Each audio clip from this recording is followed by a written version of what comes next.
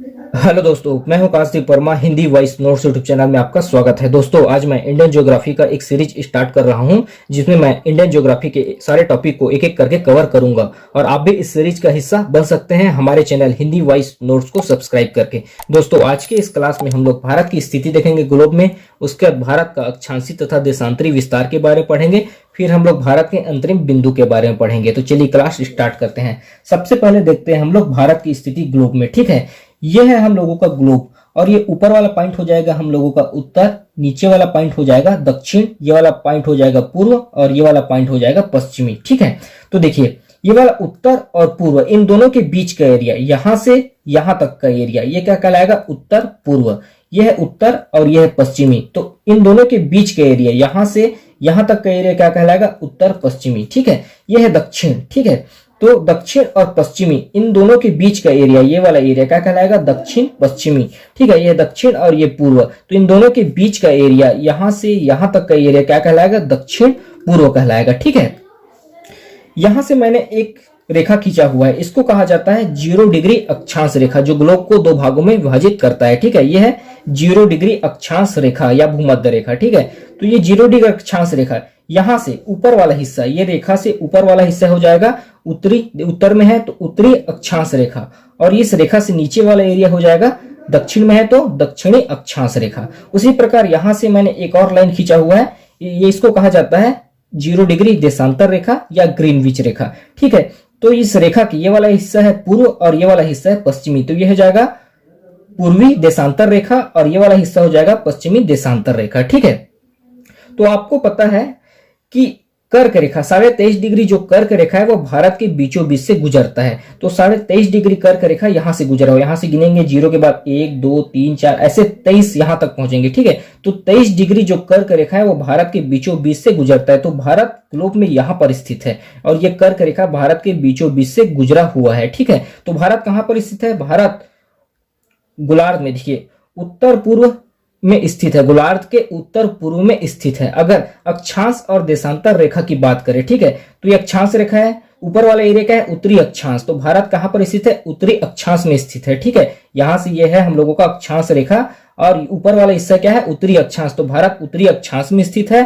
और देशांतर की बात करें तो ये है हम लोगों का देशांतर रेखा, और ये है, देखिए ये है पश्चिम और ये है पूर्व। ठीक है, तो भारत देशांतर किसमें स्थित है? पूर्वी देशांतर में स्थित है, क्योंकि ये वाला हिस्सा क्या है? हम लोगों का पूर्व है, तो भारत पूर्वी देशांतर में स्थित है। और दिशा की बात करें तो भारत उत्तर पूर्व में स्थित है, ग्लोब के उत्तर पूर्व में स्थित है। और अक्षांश की बात करें तो भारत उत्तरी अक्षांश में स्थित है। ठीक है, उसके बाद देखते हैं हम लोग भारत का अक्षांशी तथा देशांतरी विस्तार। देखिए सबसे पहले देखते हैं हम लोग अक्षांशी विस्तार। देखिए Bharat 8 degree 4 minute, Bharat 8 degree 4 minute उत्तरी अक्षांश से 37 डिग्री 6 मिनट उत्तरी अक्षांश तक स्थित है। देखिए ग्लोब में इसको देखें, देखिए ये हम लोगों का 0 डिग्री अक्षांश रेखा, तो यहां से हम लोग गिनते हुए जाएंगे 1 2 3 4 5 ऐसा करके, तो यहां पास आएगा 8 डिग्री 4 मिनट। ठीक है, उसी प्रकार यहां से जब हम लोग आगे बढ़ेंगे तो यहां आएगा हम लोगों का 37 डिग्री 6 मिनट। तो यहां से यहां तक का जो अक्षांशी विस्तार है वह 8 डिग्री 4 मिनट से 37 डिग्री 6 मिनट। तो भारत का अक्षांशी विस्तार है 8 डिग्री 4 मिनट से 37 डिग्री 6 मिनट।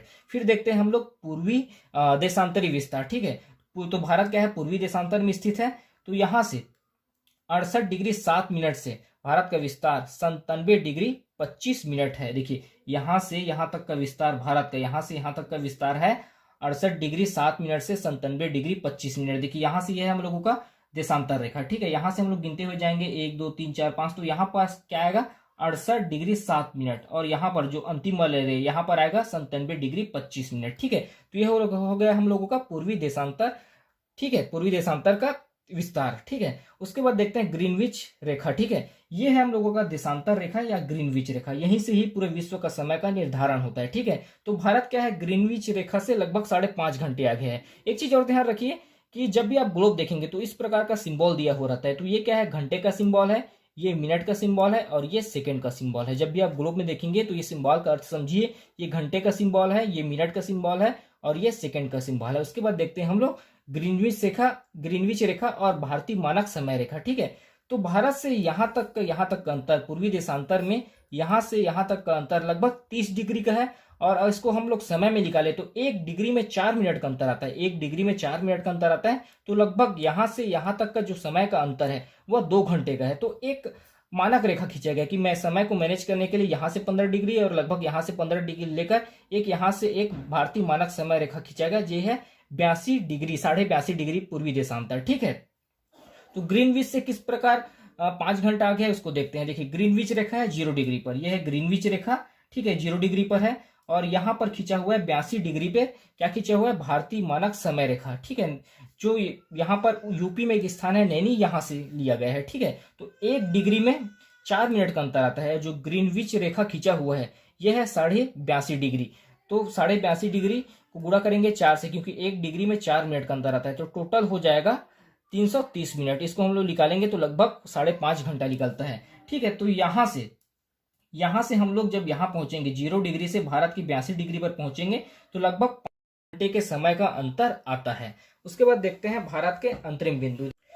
नेक्स्ट देखते हैं हम लोग भारत के अंतरिम बिंदु। देखिए यह है भारत का मैप। भारत का जो सबसे उत्तर वाला बिंदु है यह लद्दाख में पड़ता है और इसको कहा जाता है इंदिरा कॉल, यहाँ पर। ठीक है, उसके बाद भारत का जो सबसे दक्षिणतम बिंदु है ये तमिलनाडु में पड़ता है और इसको कहा जाता है कन्याकुमारी या केप कैमोरिन। ठीक है, तो ये मुख्य भूमि का दक्षिणतम बिंदु है।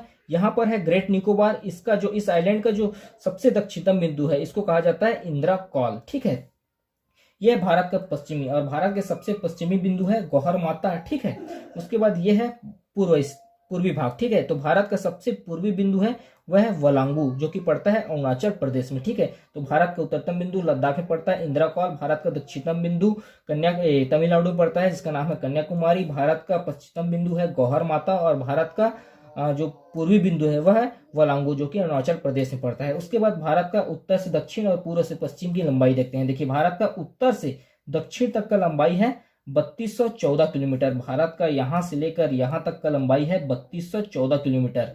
ठीक है, और भारत का पूर्व से पश्चिम तक का लंबाई है 2933 किलोमीटर। यहां से लेकर यहां तक का लंबाई है 2933 किलोमीटर। तो इस पार्ट में हम लोगों ने भारत की स्थिति रेखा ग्लोब में भारत का अक्षांशीय तथा देशांती विस्तार के बारे में देखा और भारत के अंतरिम बिंदु के बारे में देखा। अभी के लिए इतना ही, धन्यवाद।